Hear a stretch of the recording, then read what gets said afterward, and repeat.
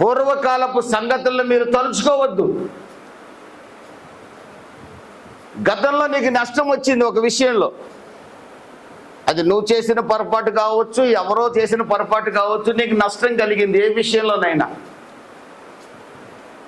ప్రభు ఒకే ఒక మాట అంటున్నాడు, నీకు జరిగిన నష్టాన్ని కానీ కష్టాన్ని కానీ నువ్వు పొరపాటును కూడా తలుచుకోవద్దు. పౌలు గారు అంటాడు, ఫిలిప్పీలకు రాసిన పత్రిక 3వ అధ్యాయం 13వ వాక్యంలో అంటాడు, వెనుకున్న వాటిని మరచి అంటున్నాడు. వెనుకున్న వాటిని మరచి ముందున్న వాటి కొరకు నేను పరిగెత్తుతున్నాను. మీకు ముందున్నది ఆశీర్వాదం, వెనకున్నది శాపం. మీ వెనక ఉన్నది శాపం, మీకు ముందున్నది ఆశీర్వాదం. ఆశీర్వాదం కావాలో శాపం కావాలో మనం నిర్ణయించుకోవాలి. యెహోషువ ప్రజల ముందు నిలబడి అంటున్నాడు, మీరు ఎవరిని సేవిస్తారో మీరు నిర్ణయించుకోండి. మేమైతే జీవము గల దేవుణ్ణి మాత్రమే సేవిస్తామంటున్నాడు. ప్రియమైన దేవుని బిడ్డలరా, వెనుకటి వాటిలో శాపం ఉంటుంది, ముందున్న వాటిలో ఆశీర్వాదం ఉంటుంది. ముందు ఏముంది అని అంటే ఆశీర్వాదం ఉంది. ముందు ఏముంది అంటే మన కుటుంబాలకు అవసరమైన సమాధానం, సంతోషం, ఆరోగ్యం, నెమ్మది ముందే ఉన్న, వెనకలేవు. వెనక్కి చూశారు అంటే చాలా ప్రమాదం. ఆదికాండం 19వ అధ్యాయంలో దేవుని యొక్క దూతలు ఎంత హెచ్చరించినప్పటికి కూడా లోతు తన భార్య తన పిల్లల్ని దేవదూతలు బలవంతంగా సొదమ గొమర్రా పట్టణం నుంచి బయటికి తీసుకొచ్చారు. మిగిలిన వారు వెనక్కి చూడకుండా ముందుకు వెళ్ళారు, ముందున్న ఆశీర్వాదం కొరకు వెళ్ళారు. కానీ లోతు భార్య వద్దన్న వెనక్కే చూసింది. వెనకున్న సొదమ గొమర్రా పట్టణంలో తన ఇంటిని, తన బంగారాన్నే తలుచుకుంది. తాను పోగొట్టుకున్న దాన్ని తలుచుకుంటుంది. అయ్యో, ఒకప్పుడు నాకు పెద్ద ఇల్లు ఉండేది, అనవసరంగా అప్పులు చేసి ఇల్లు పోగొట్టుకున్నాను, ఇప్పుడు ఈ చిన్న ఇంట్లో ఉంటున్నాను అని ఆ ఇంటినే తలుచుకున్నట్టుగా లోతు భార్య తన ఇంట్లో ఉన్న బంగారాన్ని తలుచుకుంటూ సొదమ గొమర్రా పట్టణాన్ని వైపు వెనక్కి తిరిగి చూసింది. దేవదూతలు లాక్కొని పోతుంటే కూడా వెనక్కి చూడొద్దు, అక్కడ శాపం ఉంది, ఆశీర్వాదం లేదు. ముందుకే చూడమన్నారు. ఈరోజు ప్రభు ఇక్కడ నన్ను నిలబెట్టి మీతో మాట్లాడుతున్నాడు, వెనక్కి చూడొద్దు ముందుకే చూడమని.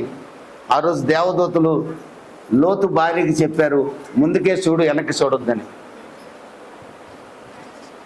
ఆమె అవిధేయురాలై ఉప్పు స్తంభం అయిపోయింది. మీరు అవిధేయులవుతారా విధేయులవుతారా మీ చేతిలో ఉంది. అబ్రహాము శారా చక్కటి ఉదాహరణలు మనకి. ఆదికాండం 11వ అధ్యాయంలో పిలిచాడు, 12వ అధ్యాయంలో అబ్రహాము లోబడ్డాడు. 75 సంవత్సరాల వయసులో దేవుడు అబ్రహామును పిలిచాడు. నీ సంతానాన్ని ఆకాశ నక్షత్రాల వలె, సముద్రపు ఇసుక రేణువుల వలె విస్తరింపజేస్తానన్నాడు. 25 ఏళ్ళు అయిపోయింది, ఒక్కడ బుట్ల. నేనైతే దేవుడిని తిట్టేసి వెళ్ళిపోయేవాడిని. మీరు ఇంకా నాకంటే ముందే తిట్టేసేవాళ్ళు దేవుడిని. ఈరోజు దేవుడు మనతో మాట్లాడేది ఏం తెలుసండి? 25 నెలలు కాదు, 25 ఏళ్ళైనా అబ్రహాము ఎంత నిరీక్షణ కలిగి ఉన్నాడంటే, వాగ్దానం చేసిన దేవుడు ఖచ్చితంగా నమ్మదగిన వాడు. దేవునికి స్తోత్రం కలుగునుగా. హల్లెలూయా. 24 ఇయర్స్ వెయిట్ చేశాడండి, బిడ్డలు లేరు. హెబ్రీ 11లో రాయబడిన మాట ఏంటి తెలుసండి? అబ్రహాముకి పిల్లలే లేరు, కానీ వాగ్దానం చేసిన వాడు నమ్మదగిన వాడని ఎంచి ఆ పునాదులు గల పట్టణం కొరకు ఎదురు చూశాడంటండి. శారా అంట తన గర్భము మృతతుల్యమైందని తెలిసి కూడా, ఇక బిడ్డలు పుట్టరని తెలిసి కూడా, ఇప్పుడు మీ దగ్గర ఉన్నారనుకోండి, 20 ఏళ్ళ పిల్లే, ఇక పుట్టరేమో, నన్ను మా అత్త వదిలేస్తానంటుంది, విడాకులు ఇచ్చేస్తానంటుంది ఒకటి నా దగ్గరికి వచ్చి. మీ దగ్గర కాదులేండి, వేరే చర్చిలో. ఇంకో చోటికి పోతే మగపిల్లోడు లేడని మా ఆయన వదిలేస్తే మళ్ళీ పెళ్లి చేసుకుంటాను అంటున్నాడు ఇంకొక చోట. శారాకి 90 ఏళ్ళు వచ్చినాయి. తన గర్భం మృత్యుల్యమైపోయింది. పుట్టరు పిల్లలు. యాక్చువల్గా ఆలోచిస్తే ఎంత బలవంతురాలైనా పుట్టరు ఆ రోజుల్లో అయినా కూడా.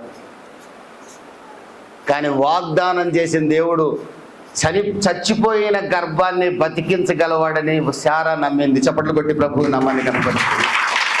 హల్లెలూయా. శారా ముందుకే చూసింది.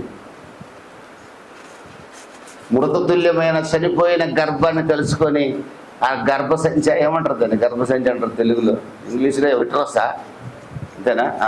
అది ముడుచుకొని పోయిందేమో, ఇక దానికి జీవం లేదేమో, ఇక పిల్లలు కలగరేమో. ఆ గర్భంలోకి దూరి ఊహించట్లా శారా, గర్భంలోకి దూరి ఊహించట్లా. మనమైతే ఎన్ని ఊహలు చేస్తామో. ఇక పుట్టరని ఒక డాక్టర్ చెప్పంలోనే ఇక పుట్టరు, అంతే అయిపోయింది. డాక్టర్ దేవుడు అయిపోయాడు. కానీ పరమ వైద్యుడు మన దేవుడు. దేవునికి స్తోత్రం కలుగునుగా. హల్లెలూయా. నీ గర్భానికి జీవం ఇవ్వగలిగిన వాడు ఏ వయసులోనైనా సరే. నీకు అవసరం అనుకుంటే, నువ్వు సరిగా పెంచగలవు అనుకుంటేనే. మళ్ళీ వాడిని దొంగం చేస్తావు అనుకుంటే ఆయన ఇవ్వడు నీకు. నీకు ఇస్తే వాడిని దొంగం చేస్తావు అనుకున్నాడు అనుకోండి, ఆయనకి ఎక్కడ తెలుసు? ఆయనకు తెలుసు నువ్వు దొంగం చేస్తావు, దూరం చేస్తావు నీ కొడుకుని. నీకు తెలియదు కానీ నీకు ఇవ్వడం. ప్రభువా, నా బిడ్డను నీ కొరకు పెంచుతానని ప్రార్థన చెయ్యి, నీ గర్భాన్ని తెరుస్తాడు. దేవునికి స్తోత్రం కలుగునుగా. హల్లెలూయా. ప్రియమైన దేవుని బిడ్డలరా, ప్రియమైన వాళ్ళరా, వెనక్కకి తిరగలేదండి ఆమె. నా దేవుడు మా యజమానికి చెప్పాడు కదా, నక్షత్రాల్లాగా పిల్లల్ని ఇస్తానని. నీకుండా ఉంటాడా? ఇస్తాడు. మృతతుల్యమైన గర్భం జీవం కలిగి ఉంటుందని నమ్మి వాగ్దాన పుత్రుడిని ఇస్సాకును పొందింది. దేవునికి స్తోత్రం కలుగునుగా. హల్లెలూయా. ముందుకే చూసిందండి, ముందుకే చూసింది, వెనక్కి చూడలా. సంఖ్యాకాండం 11వ అధ్యాయం నుండి 14వ అధ్యాయం వరకు. 11వ అధ్యాయంలో ఇశ్రాయేలీలు ఒక చోటకు వచ్చారు. ఆ అరణ్యంలో దేవుడు ఇచ్చే ఆహారాన్ని తింటూ ఉన్నారు. వాళ్ళకి ఆహారానికి ఏం డోకా లేదు. వస్త్రాలేమో పాత గిలిపోలా, ఉతుక్కోవాల్సిన అవసరం లే, చెమట కంపు రాటల్లా, చెప్పులు అరిగిపోవట్లా, అంతా ఎప్పటికప్పుడు ఫ్రెష్గా ఉన్నారు మనుషులు. నీళ్లు తాగుతున్నారు, భోజనాలు తింటున్నారు. దేవుడు తగిన సమయంలో మాంసాహారం ఇస్తున్నాడు, పరలోక మన్నా ఇస్తున్నాడు. మన్నా ఇస్తే కూడా తిని పెద్ద టేస్ట్ లేదు. మనకి ఇంకా హైదరాబాద్ బిర్యానీ కావాలా, లేకపోతే బావుచి బిర్యానీ కావాలి. ఇంక ఎంతసేపు ఇదే ధ్యాసలో ఉన్నారు. వాళ్ళకి అప్పుడు ఈ బిర్యానీలు తెలిసావు కదా. అందుకని ఐగుప్తులో చేపలు బాగుంటాయంట, నైల్ నది చేపలు. అక్కడ ఉల్లిపాయలు బాగుంటాయంట, అక్కడ కీరకాయలు బాగుంటాయంట. అరణ్యంలో దేవుడు నడిపిస్తుండగా నడుస్తున్నారు. ఎర్ర సముద్రం తమ కళ్ళ ముందే పాయలవుతూ ఉండటం చూశారు. నీళ్లు చేదుగా ఉంటే దేవుడు వాటిని తీయటి నీళ్లుగా మార్చడం కూడా వాళ్ళ కళ్ళతో వాళ్ళే చూశారు. నీరు లేకపోతే మోషే బండను కొడితే దేవుడు బండ నుంచి నీళ్లు ఇచ్చాడు. మాంసం లేదంటే పూరేళ్లను పంపించాడు దేవుడు. ఆహారాన్ని పరలోకం నుంచి ఆహారం కురిపించాడు, మన్నా. ఇన్ని చేస్తుంటే దేవుడు వారు ఒక చోట కూర్చున్నప్పుడు ఏం గుర్తుందో తెలుసండి, వెనక్కి తిరిగి ఆలోచించడం మొదలుపెట్టారు. ఈరోజు ప్రభు అదే హెచ్చరిస్తున్నాడు మనల్ని. జరిగిపోయిన వాటిని మీరు తలుచుకోకండి. నేను కూడా తలుచుకోకూడదు, మీ పాస్టర్ గారు కూడా తలుచుకోకూడదు. ఈ సేవలో ఎన్నో ఆటంకాలు వచ్చినాయి. ఎంతోమంది ఎదురు నిలిచారు, ఎంతోమంది ఆయన దెబ్బలు కొట్టారు. తలుచుకోకూడదు. అవి తలుచుకున్నంత వరకు ఆశీర్వాదం ఉండదు. పరిశుద్ధాత్ముడు మనతో మాట్లాడుతున్నాడు. ఎంతోమంది ఎన్నో మోసాలు చేసి ఉంటారు మిమ్మల్ని. ఎంతోమంది మీ దగ్గర డబ్బు తీసుకొని ఎగ్గొట్టేసి ఉంటారు. తలుచుకోవద్దు, ప్రార్థన చేయండి, తెచ్చిస్తే ఇస్తారు. ప్రార్థన చేయండి, క్షమించండి, ప్రార్థన చేయండి. మీతో ఉండే మీ భర్త మిమ్మల్ని మోసం చేసి ఉండొచ్చు, క్షమించండి. మీతో ఉండే నీ భార్య నిన్ను మోసం చేసి ఉండొచ్చు, క్షమించు. నీ ఉద్యోగంలో నీ ఆఫీసర్ నిన్ను మోసం చేశాడు, క్షమించు. దేవుడు నీకు డబుల్ ప్రమోషన్ ఇస్తాడేమో. నీ వ్యాపారంలో మోసపోయావేమో, క్షమించు. తలుచుకోబాక ఆ మోసాన్ని, ఆ నష్టాన్ని వదిలేయి. కొత్త జీవితం ప్రారంభించి ఈ రోజు నుండి ఇశ్రాయేలీలు ఐగుప్తు ఆహారాన్ని జ్ఞాపకం చేసుకొని మనం అక్కడ ఉన్నా బాగుండేదని సణుక్కుంటున్నారు, గొనుక్కుంటున్నారు. దేవుడు చూశాడు, అక్కడ కొంత శిక్ష వచ్చింది వాళ్ళకి. దేవుడు ఒక పట్టణాన్ని, ఒక దేశాన్ని ఇశ్రాయేలీయులకి ఇస్తానన్నాడు. కనాను ప్రాంతాన్ని ఇస్తానని దేవుడు వాగ్దానం చేశాడు. అక్కడికి వెళ్ళి వేగు చూసి రమ్మని 12 గోత్రాల పెద్దల్ని పంపించాడు. మోషే పంపించాడు 12 గోత్రాల పెద్దల్ని. ఒక పెద్ద ఏమో కాలేబు, ఒక పెద్ద యెహోషువ, మిగతా 10 మంది పెద్దలు వేరు వేరు పేర్లు. రూబేను గోత్రం నుంచి ఒకళ్ళు, 12 గోత్రాల నుంచి 12 మందిని పంపించారు. 12 మంది వచ్చారు. 10 మంది అన్నారు ఒకే ఒక మాట, మనము గనక ఆ దేశం మీదకి వెళ్ళామంటే మనల్ని వాళ్ళు అవలేలుగా చంపేస్తారు. వాళ్ళ ముందు మనం మిడతల్లాగా ఉన్నాం. వాళ్ళ దేశంలో పండే అంజూరపు గెలని, ద్రాక్ష గెలల్ని, ఆ అంజూరపు పండ్లు అవన్నీ కూడా పాలు తేనెలు ప్రవహించే దేశం, అది మంచి దేశం. కానీ అక్కడ పండే అరటి గెలను కూడా మేము 2-3 కూడా మొయ్యలేము. అంత పెద్ద పెద్ద అరటి గెలలు పండుతున్నాయి అక్కడ, ద్రాక్ష గెలలు ఉన్నాయి అక్కడ. వాళ్ళు మనుషులు ఎలా ఉన్నారో తెలుసండి, ఇంచుమించు 8 అడుగులు పైన ఉన్నారు. వాళ్ళ ముందు మేము మిడతల్లాగా ఉన్నాం. ఒక్కొక్కడు మా 10 మందిని నమిలి తినేస్తారు వాళ్ళు. అరే దేవుడు ఇస్తానన్నాడు కదా ఆ దేశాన్ని. దేవుడు ఇస్తానన్నా మేము నమ్మం. మాకు ఐగుప్తుల సమాధులు లేవా? ఐగుప్తుల ఆహారం లేదా? మమ్మల్ని ఎందుకు ఇక్కడ తీసుకొచ్చారు? మరలా ఐగుప్తు వరకు చూశారు 10 మంది పెద్దలు. 2 మాత్రం, యెహోషువ కాలేబు మాత్రం ముందుకే చూశారు. చప్పట్లు కొట్టి ప్రభువు నామాన్ని కనపరచుకోండి. ఇక్కడున్న మీలో ఎంతమంది ముందుకు చూడటానికి ఇష్టపడుతున్నారు? ఎంతమంది వెనక్కి చూడటానికే ఇష్టపడుతున్నారు?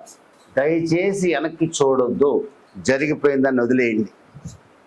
ఆశీర్వాదాలు మీ కళ్ళ ముందు ఉన్నాయి. దేవునికి స్తోత్రం కలుగును గాక. హల్లెలూయా.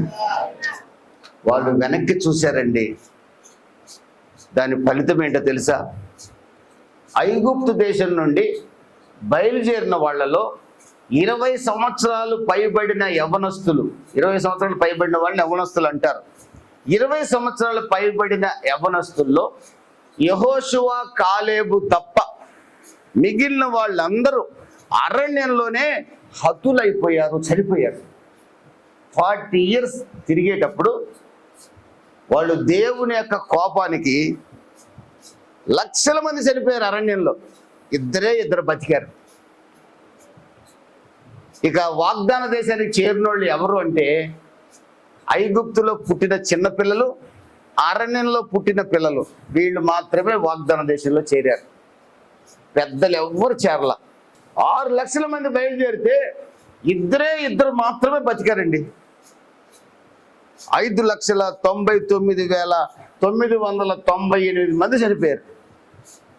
కారణం వాళ్ళు వెనక్కే చూశారు కానీ ముందుకు చూడలేదండి. మోసే కొండ మీద నుంచి దిగటం ఆలస్యమైతే బంగారు దూడ చేసుకొని డప్పులు కొడుతూ ఐగుప్తుకి వెళ్ళాలని నిర్ణయించుకున్నారు. ఇశ్రాయేలు ప్రయాణం అంతా వెనక చూపే.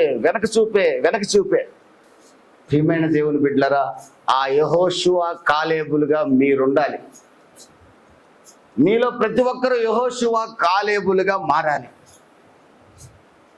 యెహోషువ కాలేబులు వాగ్దాన దేశంలోకి ప్రవేశించారు.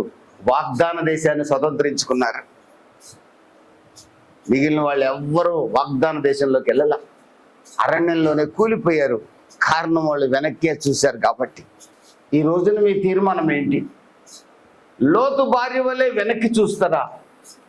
ఇశ్రాయేలీల 10 గోత్రాల వల్లే వెనక్కే చూస్తారా? అబ్రహాం వలె ముందుకే చూస్తారా? శారా వలె ముందుకే చూస్తారా? యెహోషువ కాలేబుల వలె ముందుకే చూస్తారా? మోషే అండి ఇశ్రాయేలీలని రక్షించాలనుకున్నాడు. ఐగుప్తు రాజకుమారుడిగా పెరుగుతూ కూడా ఐగుప్తు రాజకుమారుడిగా సుఖభోగాలు అనుభవిస్తున్నాడు. కానీ తన ప్రజల్ని ఎలాగైనా విడిపించాలని అతని కోరిక. ఆ క్రమంలో ఒక రోజున అతను భయపడి మిద్యాను అరణ్యానికి పారిపోయాడు. రాజకుమారుడిగా ఉండి రాజుగా కావలసిన వాడు అరణ్యంలో తిరుగులాడుతున్నాడు భయపడి. కారణం ఏంటంటే తెలుసండి, తన ప్రజల్ని విడిపించాలనే కోరిక. దేవుడు మాట్లాడాడు మండుసున్న పొదలో నుండి. మోషేని దేవుడు ఎన్నుకున్నాడు, ఐగుప్తుకు వచ్చాడు, ఫరో ఎదుట అద్భుత కార్యాలు చేశాడు, లక్షల మంది ఇశ్రాయేలీని నడిపించే నాయకుడు అయ్యాడు. ఇశ్రాయేలీలు చాలాసార్లు అరణ్య యాత్రలో మోషేని రాళ్లతో కొట్టడానికి సిద్ధపడ్డారు. అయినా మోషే ఎప్పుడు కూడా నేను ఐగుప్తులో ఉంటే బాగుండేది, రాజకుమారుడిగా ఉంటే బాగుండేది, అనవసరంగా వీళ్ళ దగ్గరకు వచ్చి నా కర్మ ఇట్ట కాలింది అనుకోలే. మోషే ఏమాత్రం వెనుదిరగలేదండి. మోషే ఎక్కడి నుంచి వచ్చాడు? అతను ఐగుప్తు రాజభవనం. ఆ రోజుల్లో ఐగుప్తు దేశం అంటే గొప్ప దేశం. రాజకుమార్తె పెంచుకుంది మోషేని. మనం ఎంత, మన బతుకెంతండి? మోషే కాలి కోటికి సరిపోం మనం. రాజకుమారుడు ఆయన, పుట్టింది ఇశ్రాయేలీయుడే, కానీ పెరిగింది ఐగుప్తు రాజకుమార్తె కుమారుడిగా పెరిగాడు. ఐగుప్తి సుఖభోగాలు కోరుకోలేదు. ఫిబ్రవరి 11 అధ్యాయంలో మీరు చదువుకుంటే ఐగుప్తి రాజకుమారుడు అనిపించుకోవడానికి ఇష్టపడలా. ఐగుప్తి సుఖభోగాలని ఆయన ప్రేమించలా. మీరెవరంటే రాజకుమారులు రాజకుమార్తెలు. చప్పట్లు కొట్టి ప్రభువు నామాన్ని కనపరుచుకుందాం. హల్లెలూయా. మీరెవరంటే రాజకుమారులు రాజకుమార్తెలు. మీ ఆలోచన కూడా అలాగే ఉండాలి, మోసేలాగా ఉండాలి. కీరకాయలు దోసకాయల ఆలోచనలు మీకు ఉండకూడదు. మన ఆలోచనలు పరలోక సింహాసనం మీద ఉండాలి. హల్లెలూయా. మన ఆలోచనలు దేవుడు ఇవ్వబోయే మన పిల్లలకి దేవుడు ఉంచబోయే ఉన్నత స్థితిని కూర్చున్న ఆలోచన మీరు కలిగి ఉండండి. దేవునికి స్తోత్రం కలుగునుగాక. హల్లెలూయా.